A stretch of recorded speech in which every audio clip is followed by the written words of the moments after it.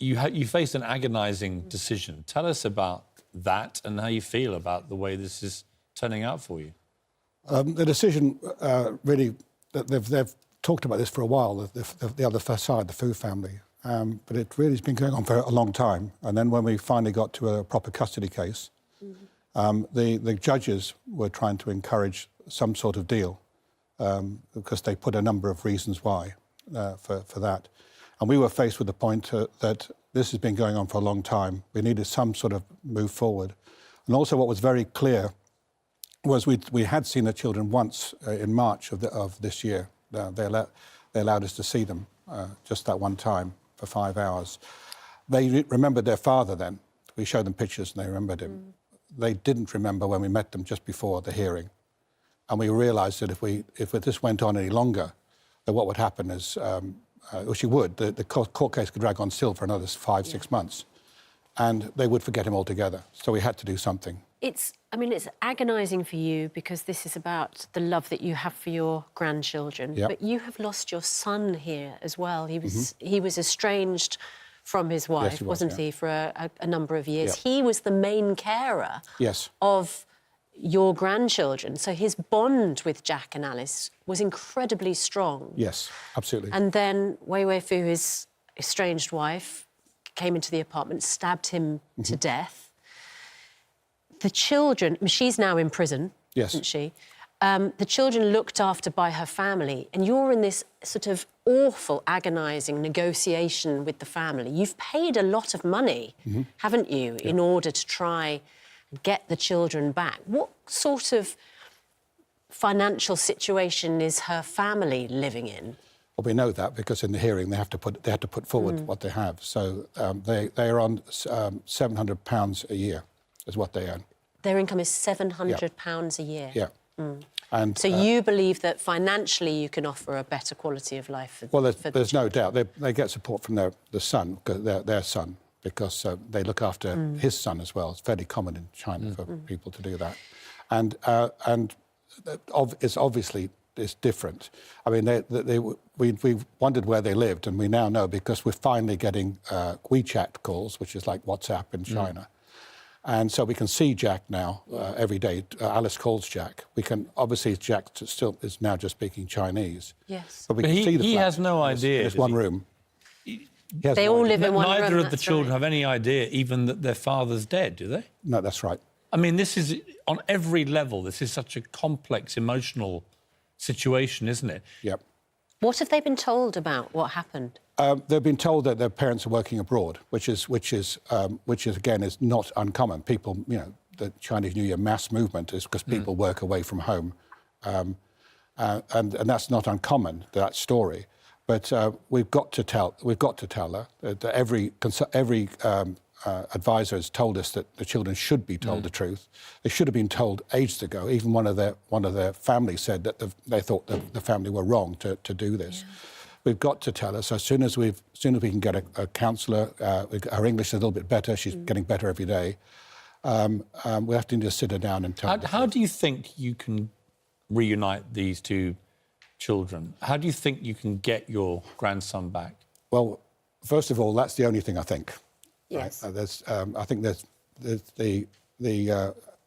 I think you've got to focus on that, and I think that, and the fantastic thing for me is my whole family focuses on that, every one of them. Is it about money? I mean, if you made a big enough offer, is it literally as commercial as that, this situation? Well, yes, to a degree, because back in July, before the sentencing, they said if we gave them £63,000, we could have both, right? So we didn't, and what's called forgiveness. In other words, would have cut her sentence from life to 10 years.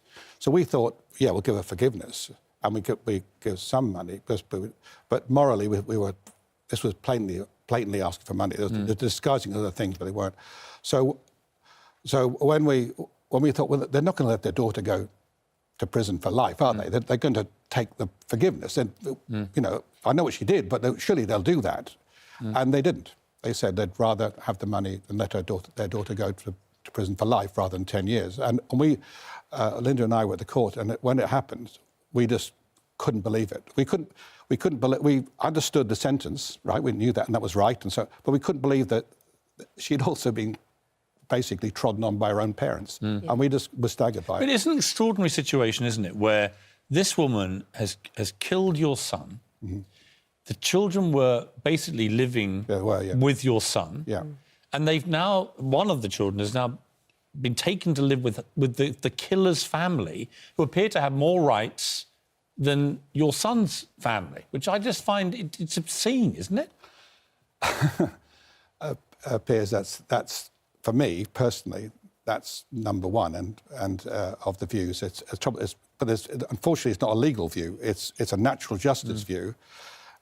Social media in China, right, is 95% supportive of us, and exactly that point. What do you think it will take? I mean, if we could try now and put pressure in the right way on your behalf, what is the right way, do you think, to try and resolve this? Well, do you know, I wish I knew the simple answer. What we've got is my lawyers in China are still my fantastic lawyers, right? When you see lawyers sitting arguing stuff in a court, and then they come out and they're in tears, you know what you've got, you know, in terms of real support. So I've got the Foreign and Commonwealth officer who've been fantastic, the real support there. So we're putting a plan together, and yes, we are saying, look, there is some more money if you want to get that.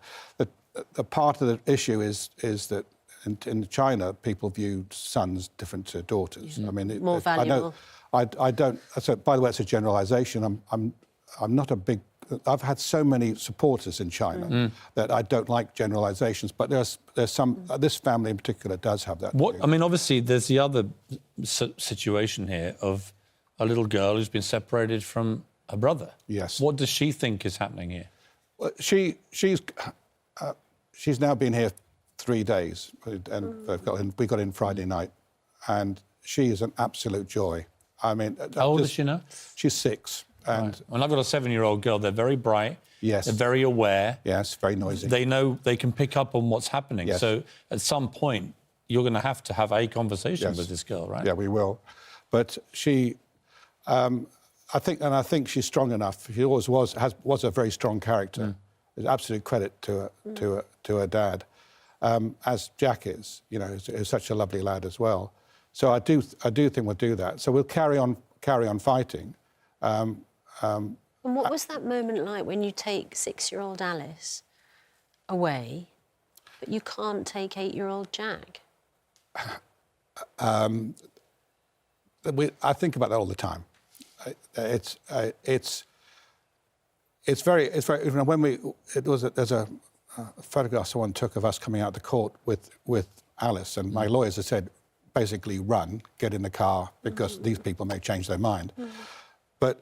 And they have a weird feeling, but then the quiet bit comes, and you go, well, Jack's not here, and that does affect me. I mean, it wasn't an easy decision, but horrendous. You know, that's where we're going now. Well, look, we wish you all the very best in continuing your fight, and we hope that you can get Jack back where he belongs, which is with his grandparents. Thank you. Because on any level, none of this makes sense to me. No. The idea that a murderer's family appears to be afforded more rights than you as the loving grandparent of a man who was killed, and was the main carer, I find just unfathomable. Should not be happening. It feels like they're holding little Jack to ransom a little bit. Well, they're blackmailing you, aren't they? They want a big check, right?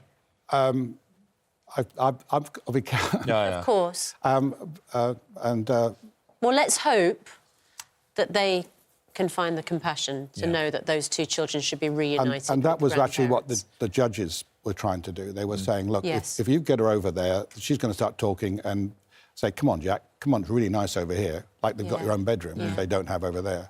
They sleep with the boys sleep with the grandfather. I know that Jeremy Hunt has intervened, hasn't Yes, he did. And let's hope he can again get this situation resolved. Well, we'll keep on it too, and any developments on it, let us know. But let's try and apply the right pressure to the right people and try and get this resolved for you, because you've also had to deal, as Susanna said, with the death of your son. And I was just about to say, thank you for the comment about my son. He was fantastic.